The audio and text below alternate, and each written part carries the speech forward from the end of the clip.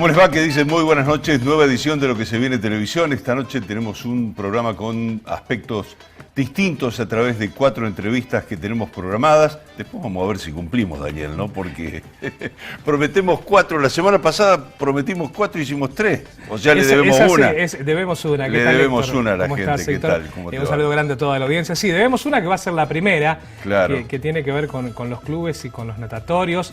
Es una nota interesante que vamos a arrancar ahora en el programa.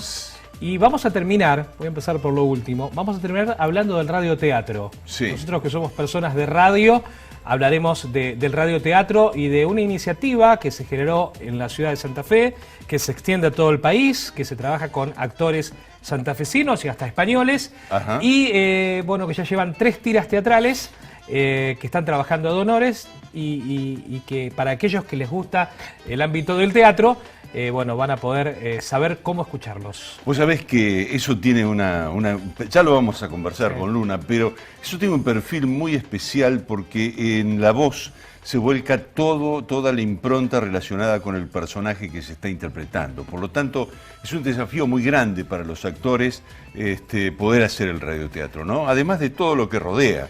Digamos, la creación de los espacios, la creación de los climas. Porque uno con la voz tiene que dar la imagen, si es alto, sí, gordo, sí, flaco. Sí. Tiene que manejar. Eso es imaginación del otro. Pero más o menos lo da. Tiene que manejar los tiempos sí, y tener muy en cuenta la vuelta que viene de la otra persona. Que por ahí en el teatro uno se ve, pero la particularidad de esto es que es un radioteatro a distancia, en donde no se ven. Claro. Bueno, la otra cuestión es una cuestión social, es decir, el programa va a tener 2 cuestiones sociales muy importantes.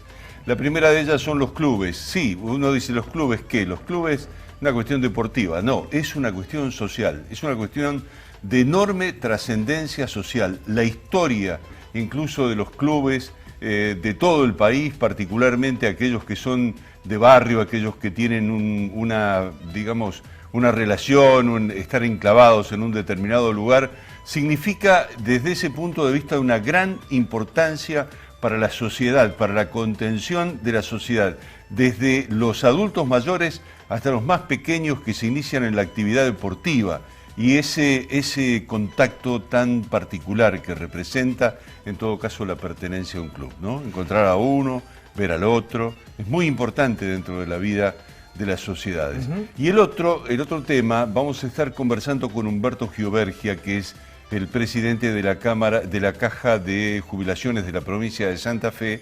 Es el siguiente: si vos haces una radiografía de una sociedad y ves cómo está el equilibrio desde el punto de vista de la seguridad social, sabés cómo es esa sociedad. Bueno. Es decir, tenés ya un parangón significativo, en todo caso, de lo que tenés por delante.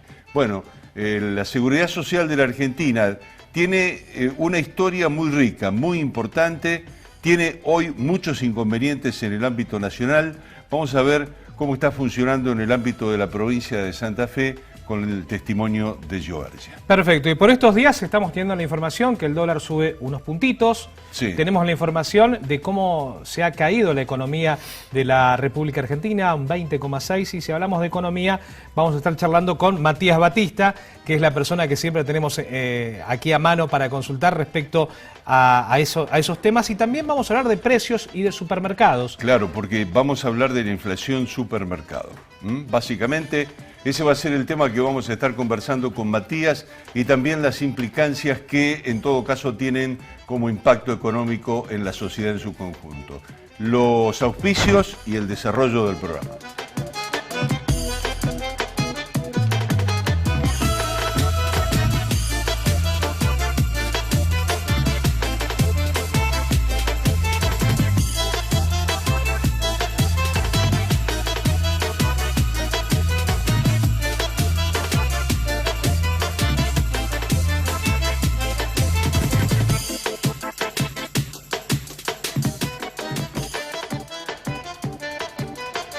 Bien, y le damos la bienvenida a Marcelo Sabatini, secretario de Gimnasia y Esgrima de allí del centro, la institución mensana, una gloria sin lugar a dudas para el sur de la ciudad de Santa Fe. Marcelo, muy buenas noches, ¿cómo te va? ¿Qué tal, Héctor? Buenas noches, Daniel. A ustedes muy amable por el espacio y por acordarse de darle tratamiento a este problema en el que estamos, ¿no? Claro, desde el momento en que apareció la pandemia hubo una situación de precipitación, si se quiere, de los problemas de los clubes, ¿no? Los clubes ya venían con un arrastre en su situación de subsistencia y la pandemia los condenó, los puso en una situación realmente dramática. Una, porque no tienen vida propia, y otra porque los alejó definitivamente de los recursos que genuinamente son los socios de la institución, ¿no? Sí, sí, exactamente. Vos lo describiste en forma perfecta, Héctor. Todo esto dejó al descubierto una serie de inconvenientes de esa, como vos llamaste, economía de supervivencia que veníamos transitando. Y bueno, nos tocó esto. La verdad que nos descolocó a todos y nos dejó en una situación como yo vengo repitiendo desde ya hace un tiempo, prácticamente de quebranto, porque cualquier situación, desde cualquier análisis doméstico, contable, cuando no tenés recursos y tenés que seguir afrontando compromisos, como ser en nuestro caso, que es el principal problema que tenemos ahora, que es el laboral, de la gente que trabaja en el club, y no podés cumplirlo, bueno, entras en niveles de desesperación, que es por lo que estamos atravesando. Y bueno, luchamos permanentemente por poner en agenda oficial este tema. Hasta ahora no hemos tenido muchos resultados. Bueno, esa función social que cumplen los clubes está hoy por hoy seriamente comprometida. Gimnasia y Esgrima es una institución grande y dentro de sus deportes la natación es, digamos, la vedette o lo más importante, y hoy tener una pileta abierta realmente demanda mucho dinero. Estabas hablando de lo laboral, pero hablemos un poco de la natación. ¿Cuál es la situación por la que ustedes están pasando? ¿Cuál es la de ustedes? Y seguramente la de clubes en características similares.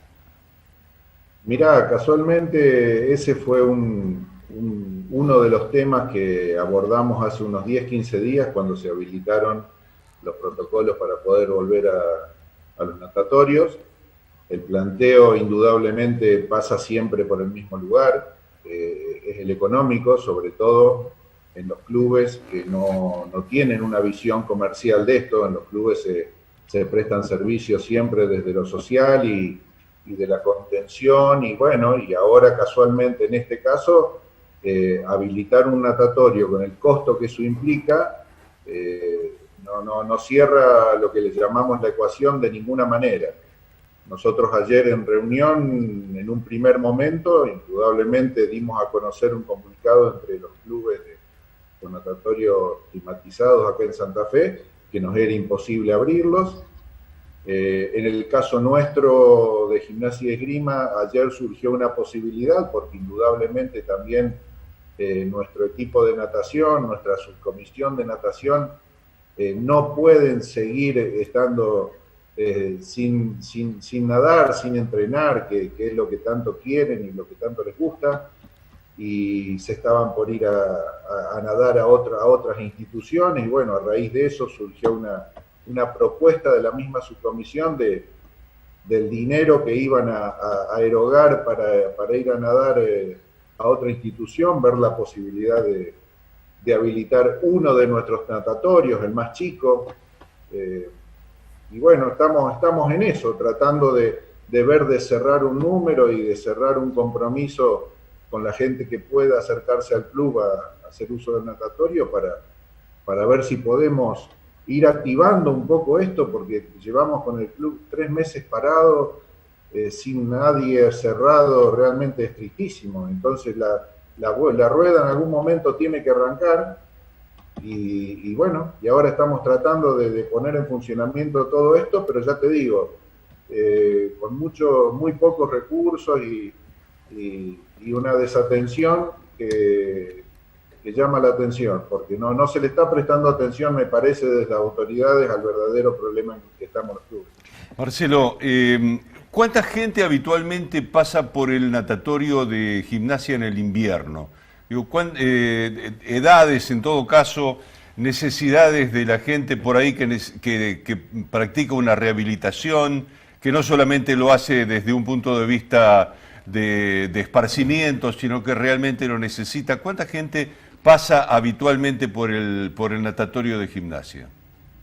Mirá, Héctor, nosotros aparte de lo que es toda la masa societaria, vos sabés que en el club tenemos desde el jardín, que van chicos desde el año hasta los 6 años, después pasan al club, a las escuelitas deportivas.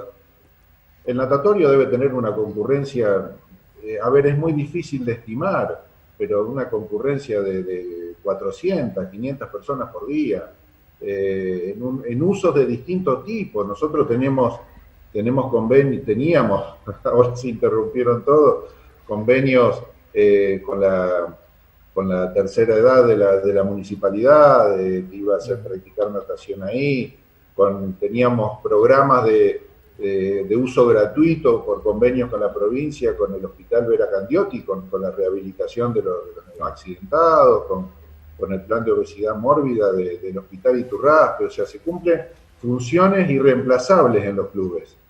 Así como nosotros tenemos esto que te estoy nombrando, regatas, bancos, todas las otras piletas climatizadas cumplen las mismas funciones desde otro lugar.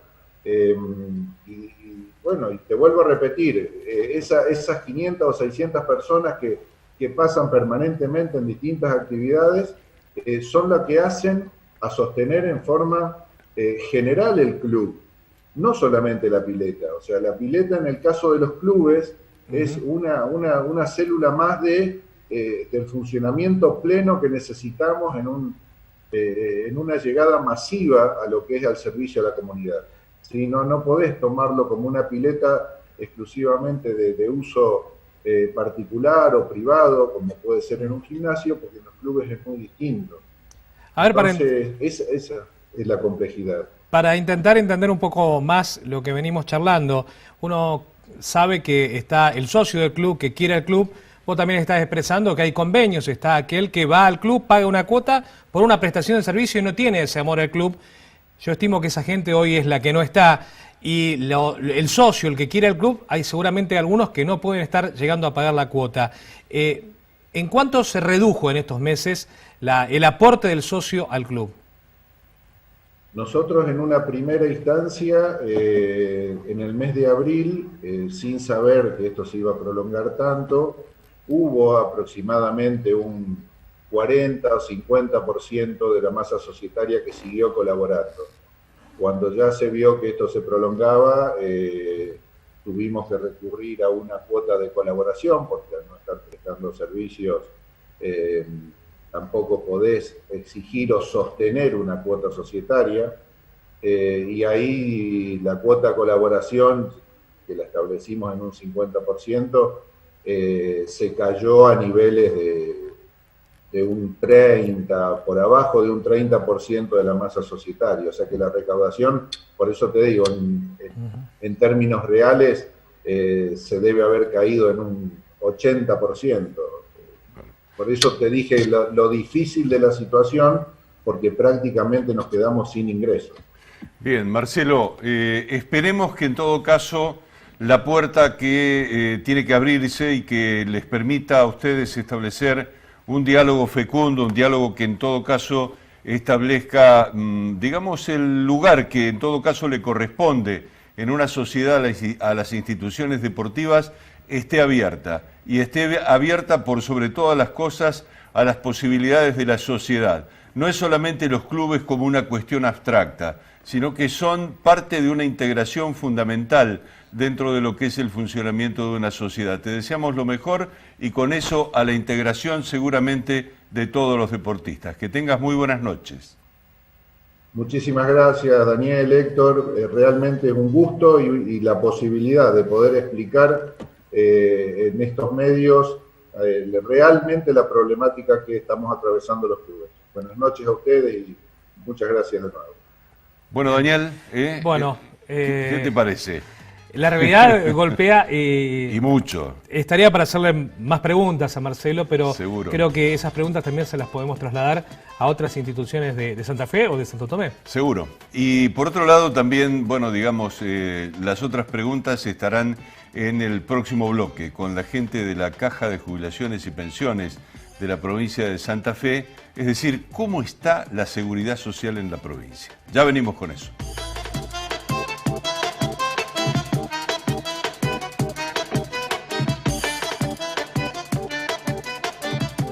En Red Mutual descubrí un mundo de beneficios. Ayudas económicas hasta 250.000 pesos. Subsidios, seguros, 50% de descuento en farmacias. Financiación total en turismo. Ahorro en comercios y mucho más. Llámanos y asociate al 0800 444 1515. Búscanos en Facebook o ingresá a nuestra web www.redmutual.com.ar. Red Mutual, la mejor red de servicios.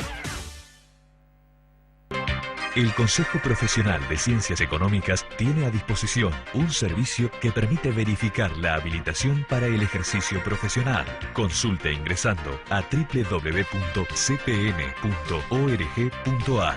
Consejo Profesional de Ciencias Económicas, en defensa del ejercicio legal de la profesión.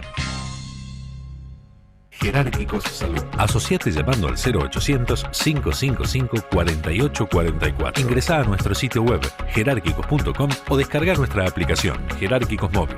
Jerárquicos Salud. Más de 20 años brindando servicios de salud. Guastavino e Invert atiende el mercado santotomecino y zona de influencia. Avenida 7 de marzo 1563. Guastavino e Invert, líder inmobiliario en la región.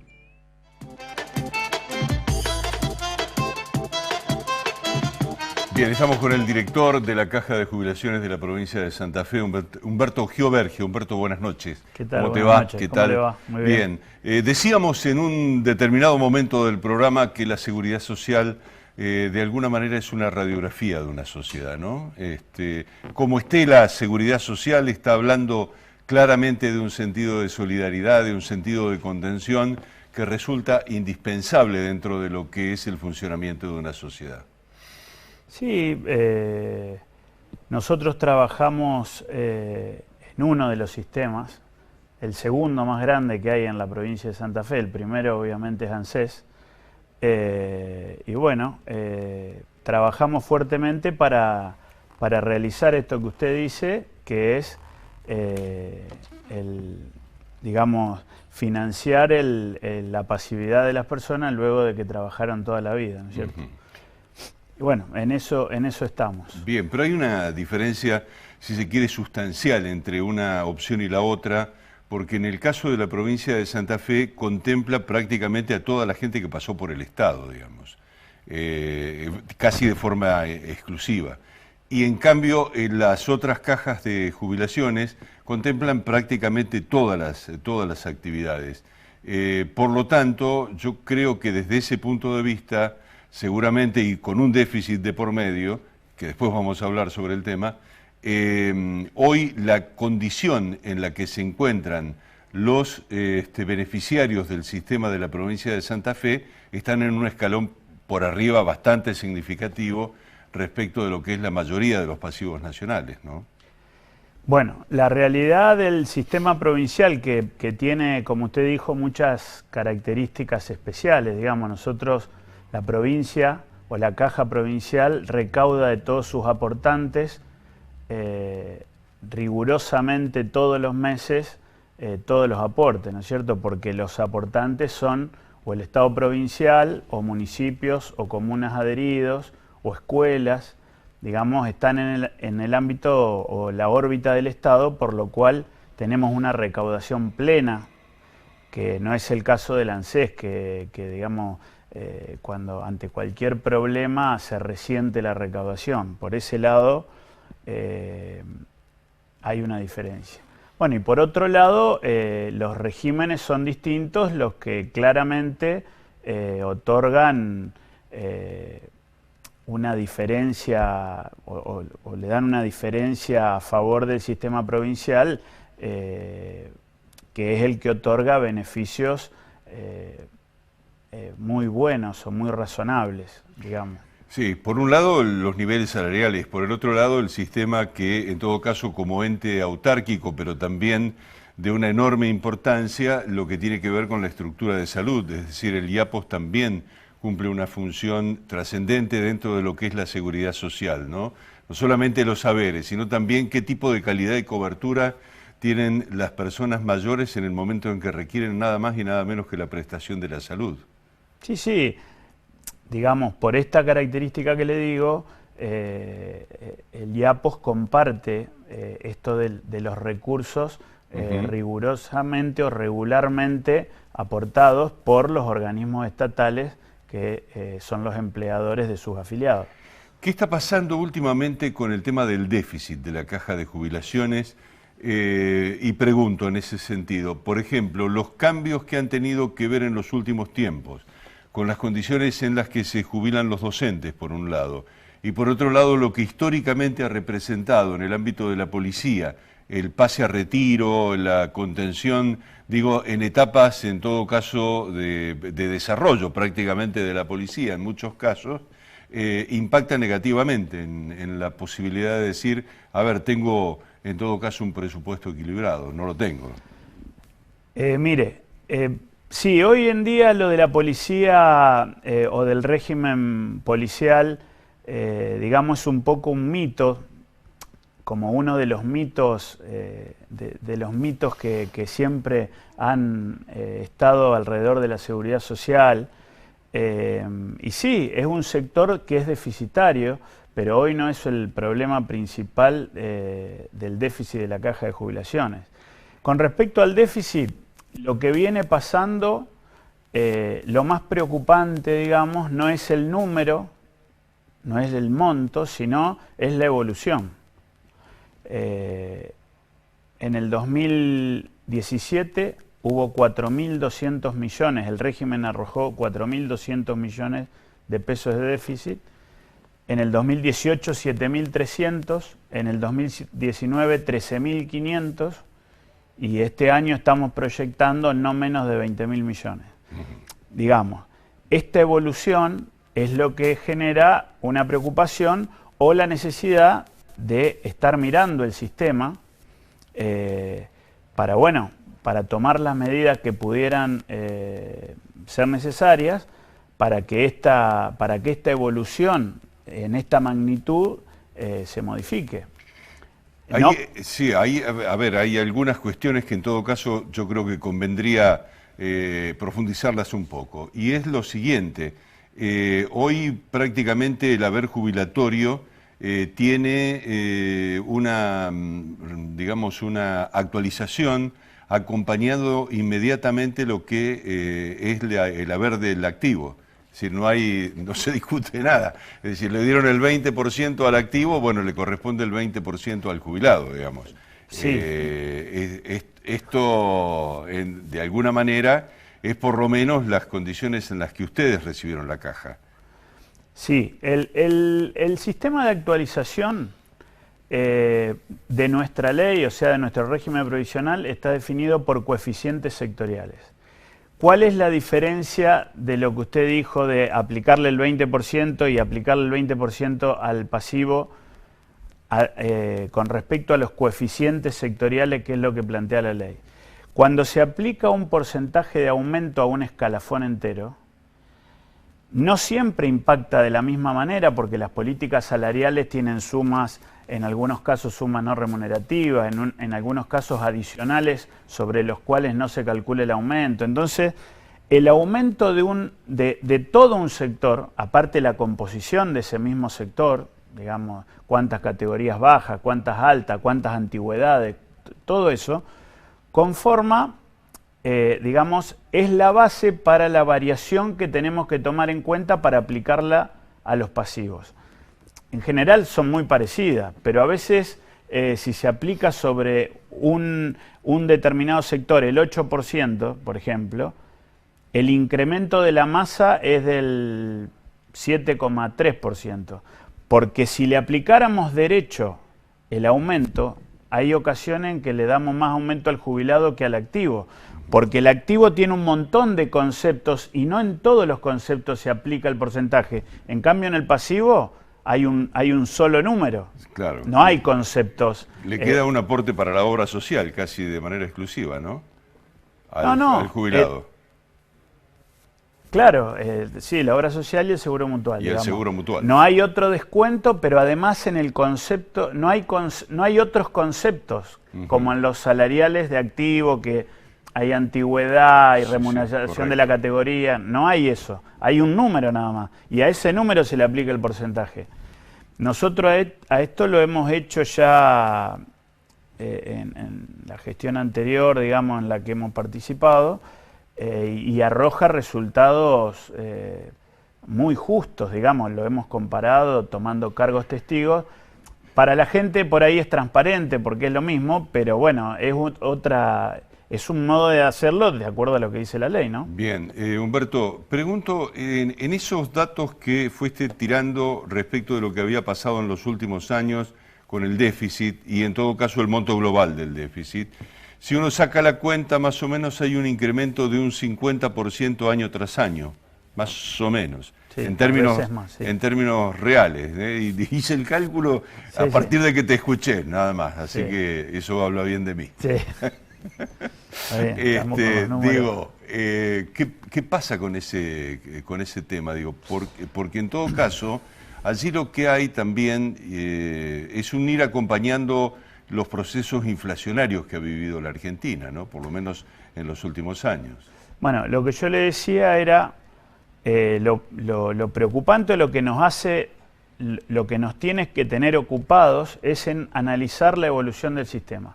Los sistemas previsionales tienen una evolución que se puede medir con un montón de indicadores. No son siempre lineales, por eso se hacen cálculos actuariales. Usted habrá escuchado que las cajas, generalmente en las cajas profesionales, también en las cajas provinciales y en la nacional, se hacen cálculos actuariales que tienen que ver con mirar el desarrollo del sistema. Porque hay una infinidad de variables que hay que tener en cuenta para ver cómo se va a seguir desarrollando. Y bueno, esto va a definir algunos aspectos del sistema, que hay muchísimos aspectos que se pueden analizar y que se pueden modificar inclusive, que no necesariamente tienen que ser ni subir la edad, ni bajar el haber, pero hay pequeños detalles o ajustes que se pueden hacer para que el sistema empiece a arrojar otro resultado. Y a la pregunta que usted me hacía respecto de cómo vemos el déficit o cómo vemos algunos sectores, el análisis, digamos, no tiene que necesariamente ser equilibrado el sistema previsional como si analizáramos el sistema de salud. El Estado invierte en el sistema de salud, con lo cual podría ser, y es de hecho, también invierte en el sistema previsional. El tema es los costos y el tema es cuánto el Estado o todos los santafesinos estamos dispuestos a gastar para el financiamiento del déficit de la caja. Hay otra cuestión que a mí me parece también primordial en el sentido de decir, ha habido históricamente una discusión respecto de la continuidad de la caja en poder de la provincia. Le ha ocurrido también a las cajas profesionales este tema, ¿no es cierto? Hubo determinadas políticas nacionales, en determinado momento, Cavallo, qué sé yo, aquellos pensamientos en todo caso que trataron de resolver unitariamente lo que pasaba con el tema de la caja de jubilaciones, y hubo una decisión política en todo caso de mantener un grado de federalismo y un grado de decisión propia respecto de los jubilados de su territorio, ¿no? O sea que yo lo valoro, me parece muy importante. Mire, de paso, está buena su pregunta para hacer algunas aclaraciones a campañas sí, que son tipo campañas de miedo o estas amenazas que van a mandar el régimen al sistema nacional. La verdad que eso, el que lo diga realmente, si mínimamente se ocupa de analizarlo, está faltando a la verdad, digamos, no hay manera, por eso quiero llevar tranquilidad porque por ahí a alguien todavía no le llegó.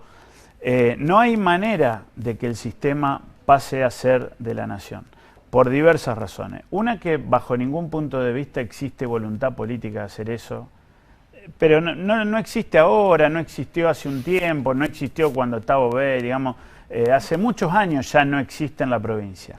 Pero por otro lado, si algún día existiera, las transferencias de las cajas que se dieron después del 94, se dieron porque había un marco legal, había una ley que autorizaba y además había un interés. La FJP, por esto que yo le decía antes, que la provincia son organismos estatales los que hacen los aportes, estaban muy interesadas en tener, por ejemplo, los 50.000 millones de pesos de aporte que va a recibir este año la Caja de Jubilaciones de la provincia. Pero eso ocurrió hace muchos años, ya a nadie le interesa, la nación no querría aceptarla, habría que dictar leyes nacionales, o sea, no hay un marco legal y nadie tiene ningún interés, nadie lo ha planteado, no es ninguna solución. Con lo cual, digo porque hay gente que lo sigue diciendo, casi es de mala fe decir que la caja se puede transferir al régimen nacional. Hago la aclaración en base a su pregunta porque me parece que está bueno llevar tranquilidad a aquellos que por ahí desprevenidos escuchan esto, que hoy por hoy es imposible, al margen de que el gobernador Omar Perotti lo ha dicho claramente, lo ha dicho, digamos, como una insistencia ante estas versiones, pero nunca jamás estuvo en su voluntad y se ha comprometido claramente. Pero ya le digo, si quisiera el gobernador, cosa que ya se ha aclarado que no, es casi imposible, la nación no querría, no habría un marco legal, digamos, eso hay que eliminarlo de plano en la discusión. Bien, Humberto, gracias por venir y por participar del programa de esta noche. No, decíamos, el presidente, director de la Caja de Jubilaciones de la provincia, terminamos de hablar con él respecto de la seguridad social. La seguridad social marca de alguna manera cuál es, en todo caso, la radiografía de una sociedad, ¿no? ¿Cómo es una sociedad? Bueno, entre otras cosas, hay que mirar muy fijamente cómo es la seguridad social para tener un análisis y una manera de observar genuinamente lo que está pasando. Vamos a la pausa y volvemos con nuestro programa.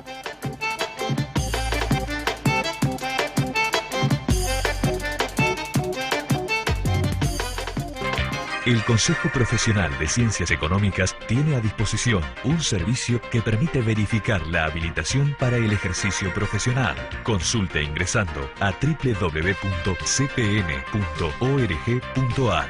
Consejo Profesional de Ciencias Económicas, en defensa del ejercicio legal de la profesión. Jerárquicos Salud. Asociate llamando al 0800-555-4844. Ingresá a nuestro sitio web jerárquicos.com o descarga nuestra aplicación Jerárquicos Móvil. Jerárquicos Salud. Más de 20 años brindando servicios de salud. La democracia se construye desde el diálogo y la participación. Cámara de Diputados de la provincia de Santa Fe.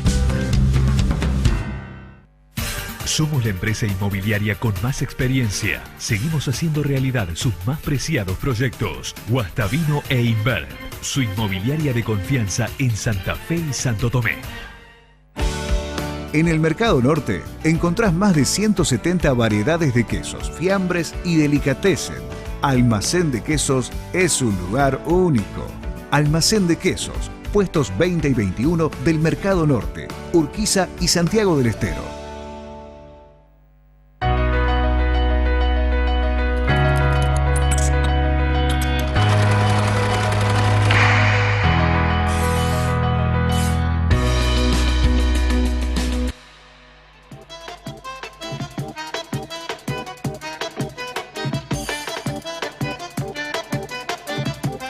Bien, Daniel, el próximo tema, nada más y nada menos que la economía. ¿Cómo nos está pegando la economía en el bolsillo, no? Sobre todo la inflación supermercado. Ese tema es un tema determinante, por lo menos en estos días en los que vos por ahí no podés ir al cine, no podés ir a un determinado lugar, a otro a gastar.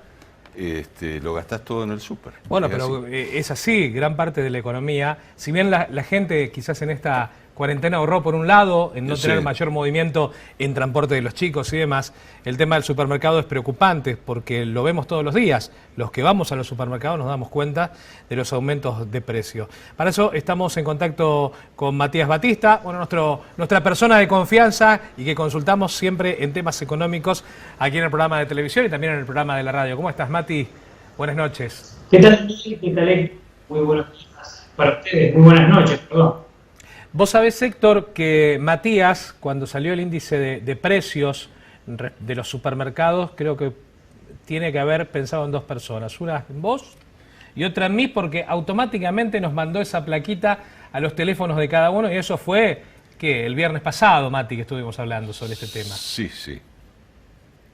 Sí, fue el viernes a la noche, creo que el viernes a la tardecita. Sí. Que surgió la noticia de el índice de inflación del supermercado, que era algo que habíamos charlado en la radio, ¿no? Porque nosotros habíamos hablado de inflación y habíamos dicho, bueno, el proceso inflacionario se empezó a acelerar de nuevo porque en algunas provincias, como ya empezaron a funcionar las actividades económicas casi un 100%, bueno, empezó a reflejarse esa actividad económica, ese crecimiento de la actividad económica en una presión inflacionaria gradual y creciente, y en el INDEC, cuando se publicó el mes pasado la inflación, que fue del 2.2, algunas provincias ya tenían 2.5, 2.6, 2.7, reflejando esa situación. Yo decía, bueno, cuando venga Capital Federal y Gran Buenos Aires se incorporen a la actividad por el levantamiento de la cuarentena, obviamente el proceso inflacionario se acelerará de acá hasta diciembre. Y vos, Daniel, me marcabas muy bien en la radio, bueno, pero la inflación del súper es distinta, claro que es distinta. La inflación del supermercado hace referencia a una canasta de productos que uno siempre no se mueve de esa canasta de productos cuando va a comprar al supermercado, y esa inflación es la más agresiva y la más lesiva, y la diferencia está marcada en que la canasta de productos que establece el INDEC para medir la inflación creció un 43% aproximadamente interanual, y en cambio la del supermercado creció un 53%, y ahí está la diferencia, ¿no? Un 10% más. Claro, ahí por otro lado, Matías, hay otra cosa. Es el hecho de que el supermercado maneja en determinados momentos productos estacionales y en otros casos productos que se venden mucho más que otros, digo. Por ahí en la rotación del supermercado hay productos que tienen un fluir muy importante, otros no tanto, y son justamente los que más se venden, los que más han crecido desde el punto de vista de los precios. Por supuesto, porque ese conjunto de productos es el que mayor demanda tiene. Entonces, la demanda que nosotros tenemos en un supermercado es básicamente alimentos, productos de higiene personal, y hoy por hoy paremos de contar, porque la verdad es que ese es el conjunto de productos en el que nosotros nos movemos. Ese conjunto de productos que sí tienen mucha demanda tuvieron un proceso inflacionario muy fuerte y muy marcado. Bueno, ahora veremos qué es lo que pasa en este segundo semestre con el proceso de emisión monetaria tan fuerte que la Argentina hizo.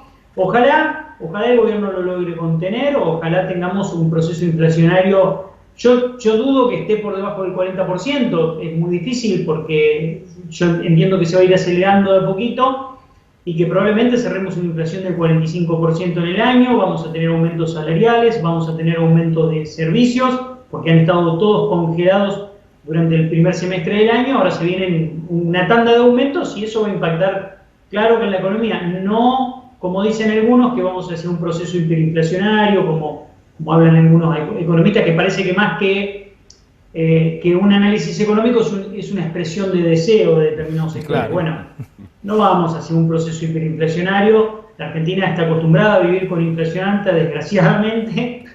Y bueno, este año tendremos una inflación del orden del 44-45% si las cosas siguen por carriles normales, ¿no? Claro. Ahora, Matías, vos decías recién, hay provincias que tienen un proceso inflacionario que está relacionado en todo caso con el hecho, como en Santa Fe, por ejemplo, por el hecho de que no hubo tanto encerrarse. Por lo tanto, significó que un conjunto de, digamos, de actores de la sociedad siguiera prácticamente en plenitud sus actividades.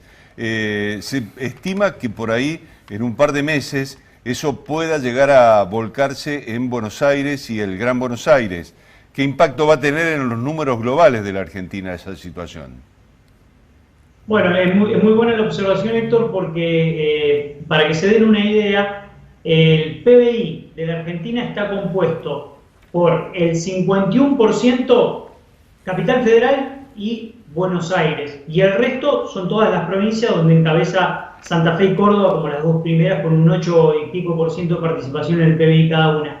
Obviamente, cuando Buenos Aires, que ahora empezó con un levantamiento muy fuerte de la cuarentena y empieza a rodar la economía de lo que yo llamo la locomotora del país, que es Buenos Aires, la provincia, porque ahí está el conjunto de parques industriales más grandes de la Argentina. Bueno, cuando toda esa actividad empiece a funcionar a pleno y la Argentina esté en niveles de ocupación de la capacidad instalada de la industria, hoy está en 42, esté en niveles cercanos al 65, 68%, como es normal en la economía argentina, no digo 70, 72, 75, bueno, ahí vamos a ver una alza de precios, seguramente fruto de que la economía está funcionando, empieza a funcionar a pleno, de que va a haber aumentos salariales, de que va a haber aumento de servicios, de que probablemente tengamos aumentos de combustible y probablemente el dólar se acelere de a poquito la devaluación de acá hasta diciembre. Pero yo quiero ser optimista con el segundo semestre que se viene en relación a lo que hemos pasado. Porque Bien. ayer salió el dato de la caída de la actividad económica en el mes de mayo, que es del 20% interanual. Pero ya se empieza a reflejar que caímos menos que en el mes de abril. El mes de abril fue la cuarentena estricta, en mayo relajamos un poco, en junio otro poquito más y ahora en julio bastante, ya prácticamente la mitad del país está funcionando. En consecuencia, sí. Sí, ¿cómo se puede ser optimista, Mati, para la persona que nos está mirando en la tele, que mientras esperaba el guarismo de lo que arrojaba la inflación del mes pasado, el presidente le daba la autorización a que se aumente de un 2 hasta un 7% productos como harinas, aceites, y claro, los sueldos están congelados, entonces uno piensa, y el mes que viene va a ser mucho más el aumento, y hoy mira por otro lado y ve que el dólar ya ha trepado unos 7, 8, 9 pesos hacia arriba nuevamente, entonces digamos, cuesta pensar en un optimismo, Mati. Sí, es muy claro lo que marcás, Daniel, con respecto a que el gobierno autorizó un 4,5% en promedio de aumento para todos los bienes que conforman los 500 bienes de los precios cuidados, que son bienes esenciales y que forman parte de la canasta cotidiana de todos los argentinos. Y que los salarios, obviamente, no han aumentado, incluso hubo salarios a la baja. Ahora, yo lo que creo es que el segundo semestre no va a ser bueno, pero va a ser menos malo que el primer semestre. Yo creo que la peor etapa fue de marzo a julio. Pasamos, yo digo, lo peor desde el punto de vista económico y lo que se viene, si hay acuerdo con los acreedores, que yo estoy convencido y lo vengo diciendo desde hace mucho tiempo que va a haber, luego del acuerdo con los acreedores vamos a tener, creo que 7 meses en donde la economía argentina tiene que empezar a repuntar porque tiene capacidad para hacerlo, porque va a haber aumentos salariales, porque ya muchos sindicatos han empezado a negociar esos aumentos salariales y el gobierno está preparando, no todavía está concreto, pero una especie de plan para ver cómo puede salir de esta situación. Un plan que tiene que ver con el consumo, que tiene que ver con la construcción, con motorizar dos herramientas claves en la economía para tratar de ver si este segundo semestre tenemos números un poco mejores que los que hemos tenido en el primero, y yo creo que vamos a tener números bastante mejores que los que hemos tenido en el primer semestre. El único problema es que los vamos a comparar siempre con números del año 2019, que fueron números bastante buenos porque no teníamos pandemia, ¿no? Seguro. Mati, gracias por tu participación esta noche, te mandamos un gran abrazo. Estamos en contacto y la seguimos en radio o en televisión. Cuando gusten. Un gran abrazo para ustedes. Bueno, muy bien. Vamos a la pausa, Daniel, y en instantes el último tema de la noche.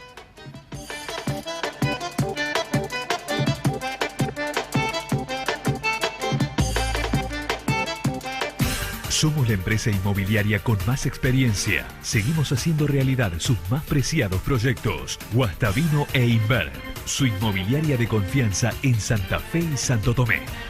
Jerárquicos Salud. Asociate llamando al 0800-555-4844. Ingresá a nuestro sitio web jerárquicos.com o descarga nuestra aplicación Jerárquicos Móvil. Jerárquicos Salud. Más de 20 años brindando servicios de salud. En el Mercado Norte encontrás más de 170 variedades de quesos, fiambres y delicatessen. Almacén de Quesos es un lugar único. Almacén de Quesos, puestos 20 y 21 del Mercado Norte, Urquiza y Santiago del Estero. La democracia se construye desde el diálogo y la participación. Cámara de Diputados de la Provincia de Santa Fe.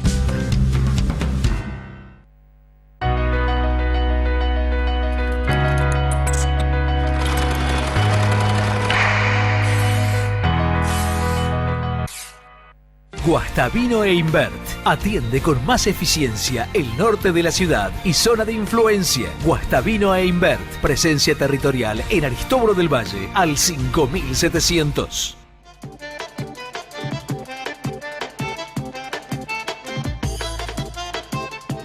Bien, Daniel, vamos a empezar a practicar un poquitito para participar del radioteatro, ¿te gustaría? Uy, uno piensa en voces, Sí, digo, seguro. Nelva Ortiz. Seguro, seguro. El negrito, ¿cómo se llamaba? Fernández Ortiz, por ejemplo. ¿Vos has hecho radioteatro? Sí, hemos hecho, alguna vez hemos intentado hacerlo improvisadamente, ¿no?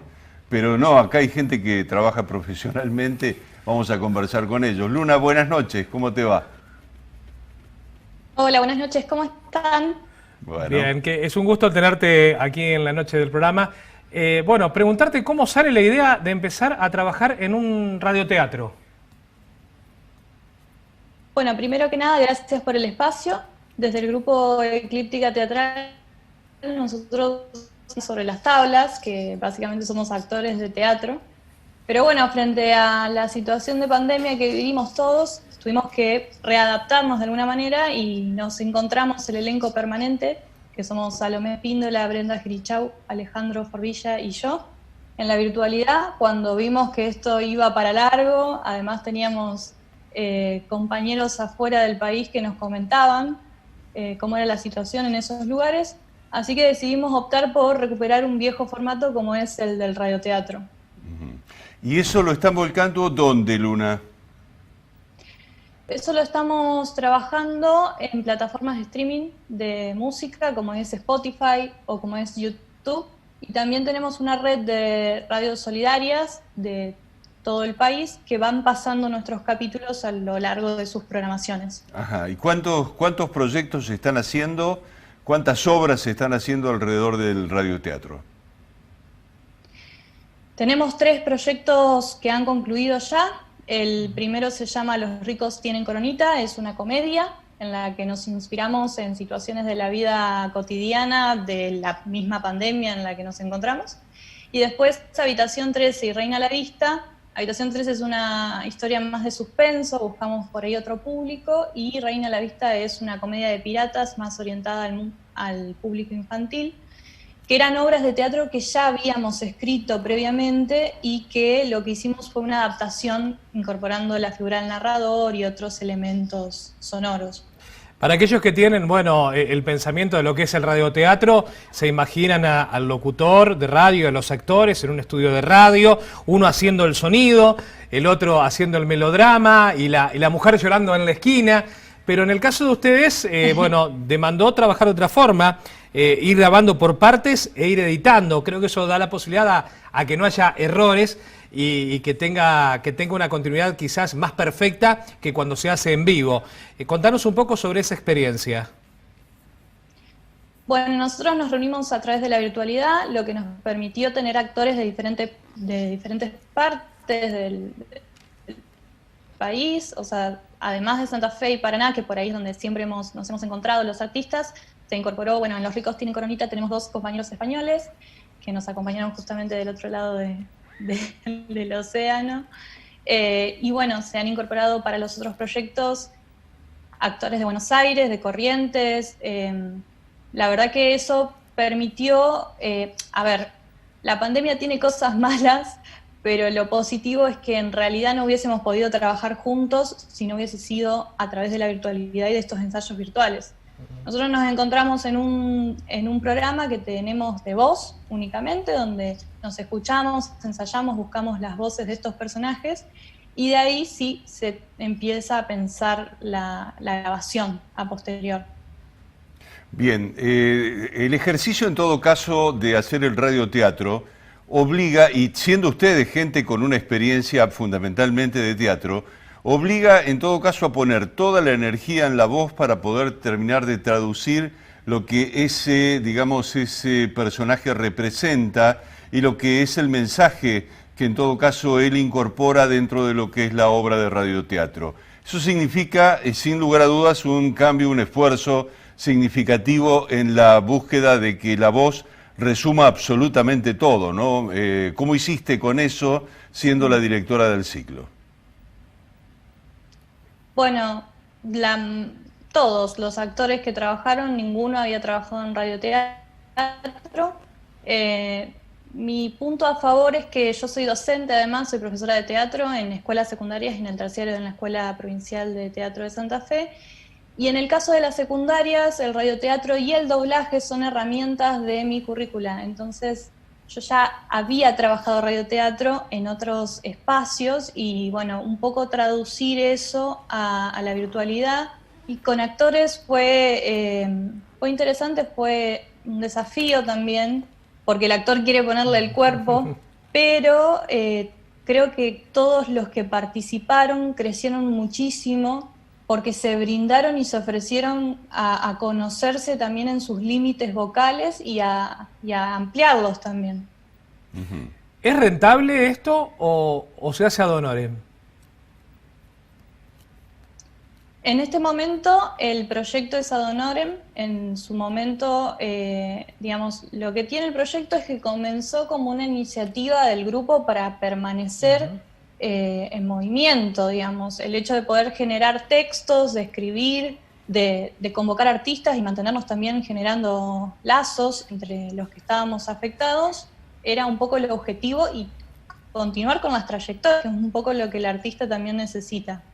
Ahora hay propuestas de que esto se convierta en un proyecto y que pertenezca a una determinada radio, lo que hace que se pueda pensar en solventarlo y en también reconocer el trabajo y las horas invertidas de la edición, que a veces son muchas también. Vos sabés, Luna, que de alguna manera trabajando en radio ya muchos años, como es el caso de tanto de Daniel como el mío, en el caso mío son unos años más, es muy interesante lo que vos estás planteando como experiencia, porque uno interpreta en todo caso que la radio tal vez del futuro, algo de esa cuestión artística que ustedes están haciendo, debe estar inserta en la radio, debe estar metida en la radio, porque a la gente le interesa mucho que le cuenten historias.